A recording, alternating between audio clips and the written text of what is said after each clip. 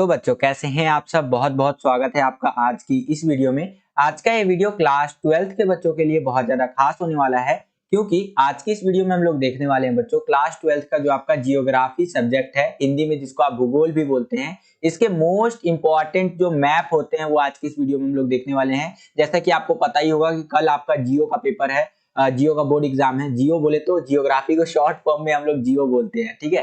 तो आपका जो एग्जाम है उसके अंदर जो भी मैप आ सकते हैं वो आज की इस वीडियो में हम लोग डिस्कस करने वाले हैं, ठीक है। और यहाँ पर मैं आपको बताना चाहूंगा कि आपका कोई भी सवाल रहता है जो आप मुझसे पूछना चाहते हैं तो आप बेफिक्र होकर के मुझसे पूछ सकते हैं। ये मेरा इंस्टा आईडी है जय झा 07, इसको आप सर्च करेंगे इंस्टाग्राम पे तो मेरा इंस्टाग्राम का आईडी आपको देखने को मिल जाएगा। ये मेरा चेहरा भी आप देख सकते हैं, वहां पर आप मुझे फॉलो भी कर लीजिएगा और कोई सवाल होगा तो पूछ लीजिएगा। जैसे ही मुझे समय मिलेगा मैं आपको रिप्लाई जरूर करूंगा। अगर आप हमसे टेलीग्राम के माध्यम से थ्रू टेलीग्राम भी जुड़ना चाहते हैं तो यहाँ से भी जुड़ सकते हैं। लगभग 2500 से ज्यादा जो बच्चे हैं यहाँ पर हमसे ऑलरेडी जुड़ चुके हैं। टेलीग्राम पर हम लोग इंपॉर्टेंट अपडेट वगैरह आपको प्रोवाइड करवाते रहते हैं, जो यूट्यूब पे अमूमन जो है अवेलेबल नहीं करवा पाते हैं। तो टेलीग्राम पे भी जरूर ज्वाइन हो जाइएगा और इस वीडियो को लाइक कर दीजिएगा। बहुत मेहनत लगा है आपके लिए वीडियोस को बनाने में। चलिए हम अपनी वीडियो को शुरू करते हैं। तो ये जो मैप वाला होगा हमारा ये जो वीडियो है ना, इसमें हम लोग इंडिया का भी मैप कवर करेंगे और वर्ल्ड का भी मैप कवर करेंगे, जो कल के पेपर में आपके आ सकते हैं, ठीक है। चलिए, और ये सारा जो मैप है मैंने आपका सपोर्ट मटेरियल जो 2022-23 के लिए आया है उसके अंदर से लिया है, क्योंकि अगर एनसीईआरटी देखा जाए तो आपका बहुत लेंदी हो जाता है। और जो आपका सपोर्ट मटेरियल रहता है आप इस साल का सपोर्ट मटेरियल ले लीजिए 2022-23 का, 2022 का हो गया आपका, 2021 का हो गया, 2020 का हो गया, 2000 आपका 19 का हो गया जब मैंने अपने टाइम पे बोर्ड एग्जाम दिया था। कोई से भी साल का सपोर्ट मटेरियल उठा लीजिए, उसमें क्या होता है ना, आपको मैप के लिए अलग से ही पूरा एक वो मिलता है पेजेस की, हाँ ये लाइन में आपको सिर्फ मैप ही मैप मिलेगा और वो सारे मैप इंपॉर्टेंट होते हैं। कई सारे बच्चे बोलते हैं कि सर आप सिर्फ सपोर्ट मटेरियल से मैप बता रहे हो, तो भाई देखो ये सारे मैप इंपॉर्टेंट है। आपको ये नहीं देखना है कि हम कहां से बता रहे हैं, आपको बस ये देखना है कि सर बता क्या रहे हैं। हम जो भी आपको बता रहे हैं हमारे जो टीचिंग का एक्सपीरियंस है उसके बेसिस पे बता रहे हैं और ये सारे ही इंपॉर्टेंट है, आपके पेपर में आ सकता है भाई। तो बिल्कुल ध्यान से इस वीडियो को जरूर देखिएगा। चलिए हम अपनी वीडियो को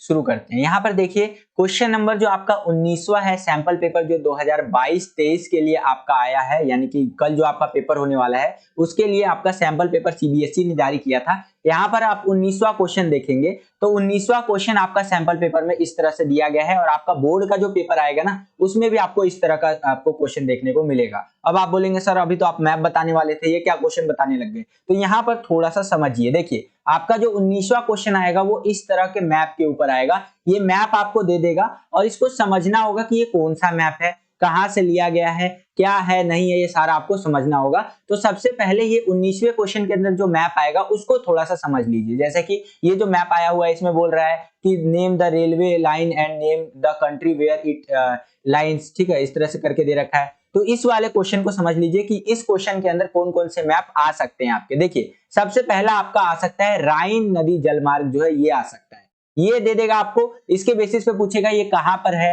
ये क्यों इंपॉर्टेंट है, ये सारा चीज आपको बताना होगा वहां पर। देखिए राइन नदी जलमार्ग जो है यहाँ पर आप देखेंगे उत्तरी सागर से लेकर के इधर तक आ जाइए आपका, ठीक है, बेसल आपका जो हो गया यहाँ पर, स्विट्जरलैंड यहाँ पर देख रहे हैं। तो इस तरह से आपको राइन नदी जलमार्ग का ये पूरा का पूरा मैप देखने को मिलेगा। जब भी आपको ये मैप देगा यहाँ पर राइन नदी जलमार्ग या कह लीजिए राइन जलमार्ग नहीं लिखा हुआ रहेगा, सीधा सीधा आपको ये मैप दे देगा। उसके बाद पूछ लेगा कि ये जलमार्ग है क्या, ठीक है, फिर पूछ लेगा ये क्यों इंपॉर्टेंट है। तो ये इसलिए इंपॉर्टेंट है क्योंकि ये सबसे व्यस्ततम जलमार्गों में से एक मान सकते हैं आप इसको, ठीक है। तो इस तरह से क्वेश्चन बनेगा और आंसर आपको देना है बच्चों। तो ये मैप आपका आ सकता है। दूसरा जो आपका मैप आ सकता है 19वें क्वेश्चन के अंदर, वो ये वाला मैप आपको दे देगा। यहाँ पर आप देख सकते हैं ये स्वेज नहर का मैप है आपका, ठीक है। यहाँ पर ये नाम आपका नहीं लिखा हुआ रहेगा, अगर नाम आपको दे देगा तो भैया आपको डायरेक्ट हिंट मिल जाएगा यहाँ पर, ठीक है। तो आप यहाँ पर मैप समझ लीजिए। देखिए ये मेडिटेरियन सी के यहाँ पर आसपास है और यहाँ पर स्वेज कैनाल है, इजिप्ट आपको देखने को मिलेगा। जब भी ये मैप देगा आपको तो ये हिंट आपको जरूर देखने को मिलेगा। तो आपको समझ जाना है कि ये स्वेज नहर की बात यहाँ पर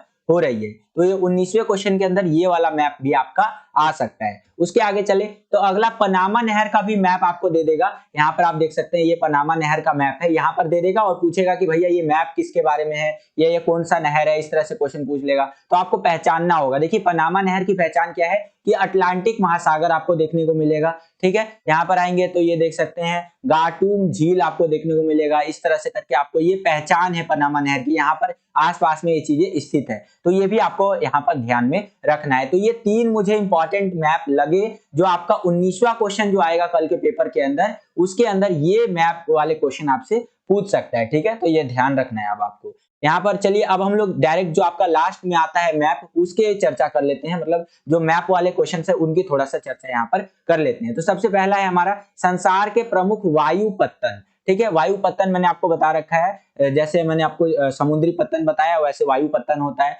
बेसिकली एयरपोर्ट जिसको आप कह सकते हैं। ठीक है, तो यहाँ पर देखिए संसार के प्रमुख वायु पत्तनों की बात करें तो पहला एशिया में हमारा टोक्यो आ जाता है, बीजिंग आ जाता है, मुंबई आ जाता है, जेद्दा आ जाता है और अदन आ जाता है। ठीक है, इंग्लिश मीडियम में भी आप यहाँ पर देख सकते हैं। अगर मैप में बात करें तो यहाँ पर आप देख सकते हैं एशिया के अंदर टोक्यो हो जाएगा आपका, बीजिंग जो कि चाइना में है, मुंबई जो कि इंडिया में है, अदम जो यहाँ पर आपको देखने को मिलेगा। ठीक है, तो इस तरह से ये सारे जो प्रमुख वायु पत्तन है वो आपको एशिया में देखने को मिलेगा। उसी तरह से आपसे क्वेश्चन पूछ लेगा कि मान लीजिए ऑस्ट्रेलिया का एक प्रमुख वायु पत्तन बताइए, तो आप लिख सकते हैं डार्विन या फिर विलिंगटन लिख सकते हैं। आप डार्विन विलिंगटन आपको कहाँ देखने को मिलेगा, डार्विन जो है यहाँ पर है आपको ऑस्ट्रेलिया में, ये देख रहे हैं यहाँ पर, और जो विलिंगटन है वो यहाँ पर आपको देखने को मिलेगा। तो इस तरह से आपको पॉइंट आउट करके लोकेट करके बताना होगा बच्चों, बस समझने भर की देर है। यहाँ पर मैप का खेल पूरा समझने का होता है। जैसे ही आप मैप को समझ गए इजीली आप वहां पर उसको लोकेट कर देंगे। थोड़ा आगे पीछे भी लोकेट करेंगे ना मतलब आपको जो नंबर है वो मिल जाएगा, उसकी दिक्कत वाली मतलब आप पूरा उसका दिक्कत मत लीजिए, उस वैसी कोई दिक्कत वाली बात वहां पर होती भी नहीं है। ठीक है,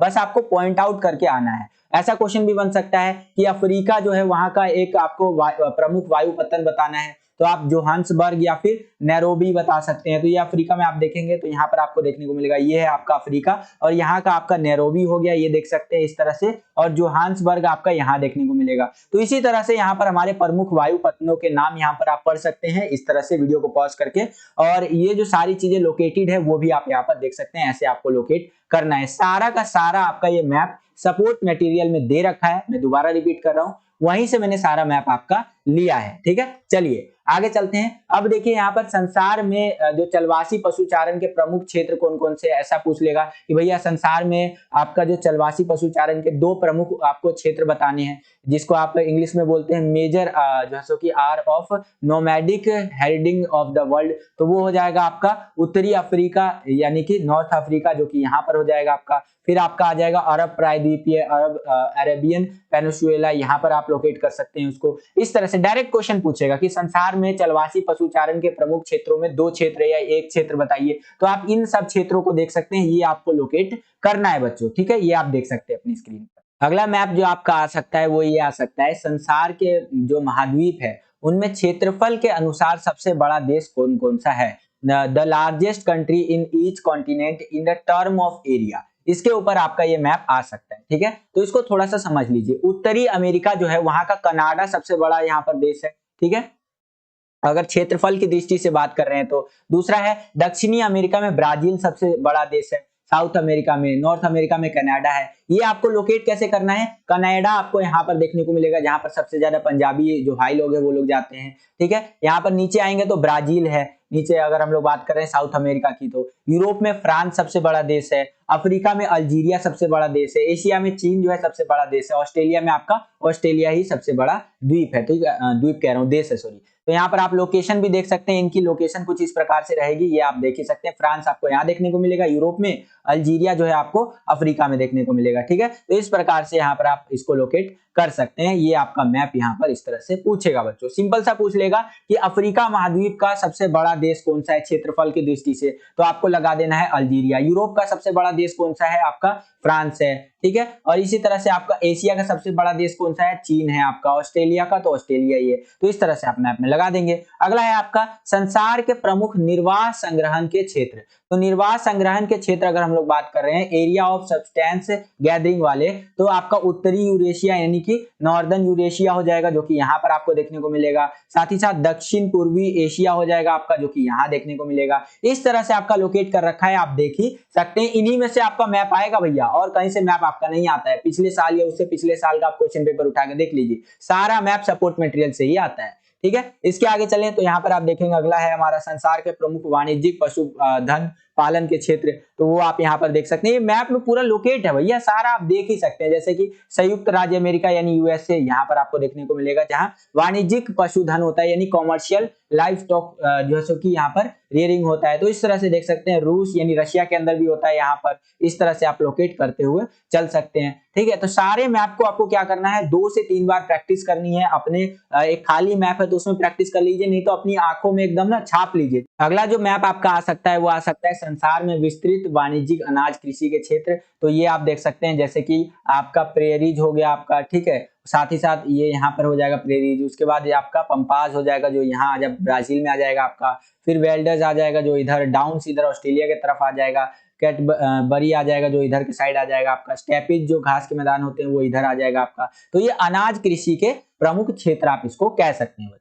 अगला मैप देखते हैं बच्चों, अगला मैप है हमारा संसार में मिश्रित कृषि के प्रमुख क्षेत्र। तो ये आप देख सकते हैं, ये है संसार के मिश्रित कृषि जो होता है ना उसके प्रमुख क्षेत्र। जैसे कि उत्तरी अमेरिका का पूर्वी भाग जो है, western part of north America, उसके यहाँ पर सबसे ज्यादा मिश्रित कृषि के क्षेत्र पाए जाते हैं। उसके बाद दक्षिणी अमेरिका के समशीतोष्ण अक्षांश वाले प्रदेश, जो कि यहाँ पर आपको देखने को मिलेंगे। अफ्रीका में आपको यहाँ पर देखने को मिलेगा मिश्रित कृषि के क्षेत्र। ठीक है, उत्तरी पश्चिमी यूरोप यानी कि यहाँ पर जो आपका नॉर्दर्न इस तरह से करके यूरोप है, उसका यहाँ पर जो है मिश्रित कृषि के क्षेत्र देखने को मिलेगा।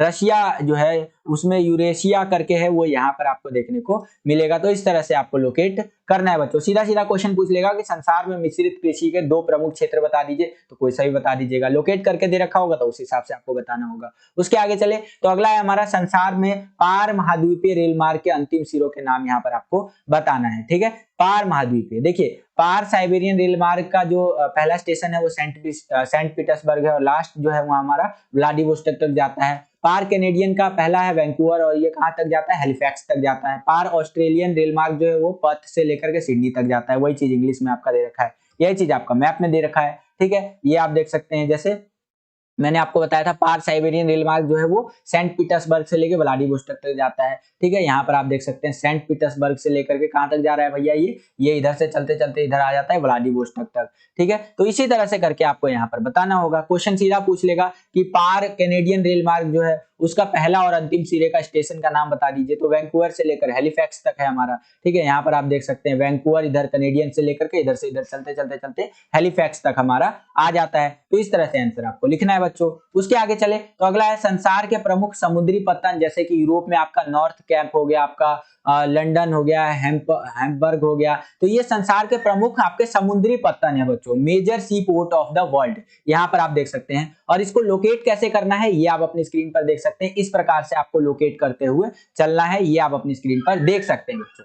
अब हम लोग आ गए हैं इंडिया वाले मैप के अंदर। इंडिया का जो मैप है आपका वो कुछ इस प्रकार से आएगा, और इसमें आपसे क्वेश्चन पूछेगा, आंसर आपको देना होगा। जैसे कि यहाँ पर बात कर रहा है सबसे कम नगरीय जनसंख्या के प्रतिशत वाला राज्य, तो वो है हमारे यहाँ पर हिमाचल प्रदेश। यहाँ पर आप देख सकते हैं स्टेट विथ जैसे कि लोएस्ट लेवल ऑफ अर्बनाइजेशन। तो हिमाचल प्रदेश के अंदर सबसे कम नगरीय यहाँ पर जनसंख्या वाला प्रतिशत वाला राज्य है, यहाँ पर सबसे कम नगर है। ठीक है, साथ ही साथ गोवा जो है सबसे अधिक नगरीय जनसंख्या के प्रतिशत वाला राज्य है, गोवा आपको यहाँ पर देखने को मिलेगा। इसके आगे चले तो अगला है हमारा अरुणाचल प्रदेश, सबसे कम जनसंख्या घनत्व वाला राज्य अरुणाचल प्रदेश आपको इधर साइड देखने को मिलेगा। ठीक है, बिहार जो है सबसे ज्यादा जनसंख्या घनत्व वाला राज्य है, जो कि यहाँ पर आपको देखने को मिलेगा। उसके आगे चले तो अगला है 10 मिलियन से अधिक जनसंख्या वाले नगर, तो वो दिल्ली हो जाएगा जहां 10 मिलियन से ज्यादा लोग रहते हैं। कोलकाता हो जाएगा, बृहत मुंबई हो जाएगा यानी ग्रेटर मुंबई, बेंगलुरु हो जाएगा, बेंगलुरु आपका यहाँ पर आएगा, मुंबई यहाँ आएगा आपका, दिल्ली यहाँ पर है। ठीक है, कोलकाता इधर एकदम किनारे पे आ जाइए, यहाँ पर बांग्लादेश के करीब में है। तो इस तरह से आप लोकेट कर सकते हैं। क्वेश्चन सीधा पूछ लेगा कि एक ऐसा यहाँ पर नगर बताना है जहां पर 10 मिलियन से अधिक जनसंख्या रहती है भारत के अंदर। कोई सा भी आप बता सकते हैं, अगर पॉइंट आउट करके दे रखा होगा तो उसका नाम लिख दीजिएगा। उसके आगे चले तो अगला है गुजरात सबसे अधिक कपास उत्पादन वाला राज्य है। गुजरात कहां पर है, यहाँ पर आपको देखने को मिलेगा। उत्तर प्रदेश में सबसे अधिक गेहूं और गन्ना उत्पादन वाला राज्य है उत्तर प्रदेश, यूपी आपको यहाँ पर देखने को मिलेगा। तो उसके अगला है पश्चिम बंगाल में सबसे ज्यादा चावल और जूट का उत्पादन होता है, पश्चिम बंगाल आपको यहाँ पर देखने को मिलेगा। असम जो है वहां पर सबसे ज्यादा चाय उत्पादन होता है, तो वहां पर देखने को मिलेगा, ये आप देख सकते हैं। कर्नाटक में कॉफी बहुत ज्यादा उगाया जाता है, ठीक है, ये यहाँ पर आपको कर्नाटक देखने को मिलेगा। तो इस तरह से आपको लोकेट कर देना है। क्वेश्चन सीधा बन जाएगा कि सबसे ज्यादा कॉफी कहां पर उत्पादित किया जाता है भारत के अंदर, तो कर्नाटक। चाय कहां पे उगाया जाता है, तो वो है आपका असम। गेहूं और गन्ना कहां उगाया जाता है सबसे ज्यादा, तो यूपी है। तो इस तरह से आपको लोकेट करके बताना है बच्चों। उसके आगे चले तो अगला है आयरन और माइंस जो है यानी लोह अयस्क की खदानों के ऊपर ये मैप आपका दे रखा है। एक आपका रत्नागिरी में महाराष्ट्र में है, एक आपका बेल्लारी में है कर्नाटक में, ठीक है, एक है आपका यहाँ पर छत्तीसगढ़ बेलाडीला में, ठीक है, और एक है आपका यहाँ ओडिशा मयूरभंज में, ठीक है। तो ये आपके लोह अयस्क की खदानें यहाँ पर है, ठीक है। तो इस तरह से आपको इसको याद रखना है। इसके आगे चले तो अगला है मैग्नीज की खदानें कहाँ कहाँ पर देखने को मिलता है भारत में, तो एमपी में, मध्य प्रदेश में बालाघाट करके यहाँ देखने को मिलता है, और दूसरा है कर्नाटक का सिमोंग करके, यहाँ पर सिमोंगा करके दे रखा है, यहाँ पर है आपका मैग्नीज की खदानें, ठीक है।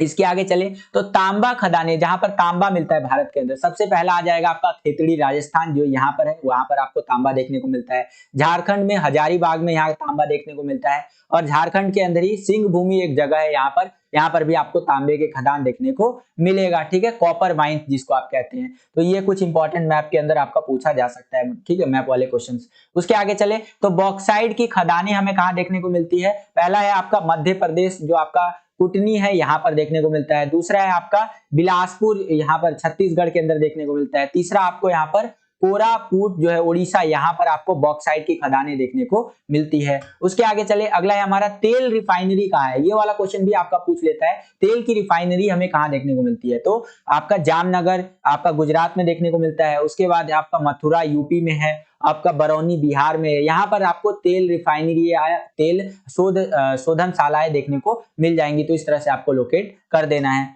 अगला है हमारा प्रमुख समुद्री पत्तन। तो देखिए भारत के अंदर बहुत सारे यहाँ पर प्रमुख समुद्री पत्तन है, जिसमें से पहला आ जाता है आपका कांडला, जो कि गुजरात में है, जो कि आपको यहाँ देखने को मिलेगा। दूसरा मुंबई है, ठीक है। तीसरा आपका गोवा ले लीजिए, फिर आपका न्यू मंगलोर यहाँ पर आ जाता है। फिर आपका कोच्चि पत्तन है जो केरल में है। उसके बाद तूतीकोरिन है जो इसी के बगल में जस्ट इधर साइड है। चेन्नई वाला है, विशाखापट्टनम है, ठीक है, पारद्वीपीय उड़ीसा में है। हल्दिया पट्टन जो है यहाँ पर है आपका पश्चिम बंगाल के अंदर, ठीक है। तो इस तरह से ये प्रमुख हमारे समुद्री पत्तन है। यहाँ पर कोई सा भी आपसे पूछ लेगा जैसे कि भारत का 2 महत्वपूर्ण समुद्री पत्तन बताइए, पॉइंट आउट करके दे रखा होगा, आपको लिख देना होगा। तो ये सारे, क्योंकि हमारा देश जो है ना यहाँ पर वो इस तरह से ही है कि यहाँ पर बहुत सारा हमारा जो हिस्सा है, हमारा जो कह लीजिए एक तरह से बॉर्डर लगता है, समुद्र से लगता है। तो कई सारे पत्तन हमें देखने को मिलते हैं, कई सारे सी पोर्ट्स हमें देखने को मिलते हैं बच्चों, ठीक है। इसके आगे चले तो अगला है भारत के प्रमुख वायु पत्तनों की बात करें तो एक तो दिल्ली हो जाएगा आपका, एक अमृतसर पंजाब में हो जाएगा, एक अहमदाबाद गुजरात में हो जाएगा, मुंबई बहुत ज्यादा इंपॉर्टेंट है जो महाराष्ट्र में हो जाएगा। इस तरह से ये भारत के प्रमुख वायु पत्तन के अंदर इसको शामिल आप कर सकते हैं। तो ये था बच्चों कुछ इंपॉर्टेंट मैप जो कि आपको करके जाना चाहिए। अगर आपको पसंद आया तो वीडियो को लाइक जरूर कीजिएगा। मिलता हूं आपसे अगली वीडियो में। जय हिंद, वंदे मातरम।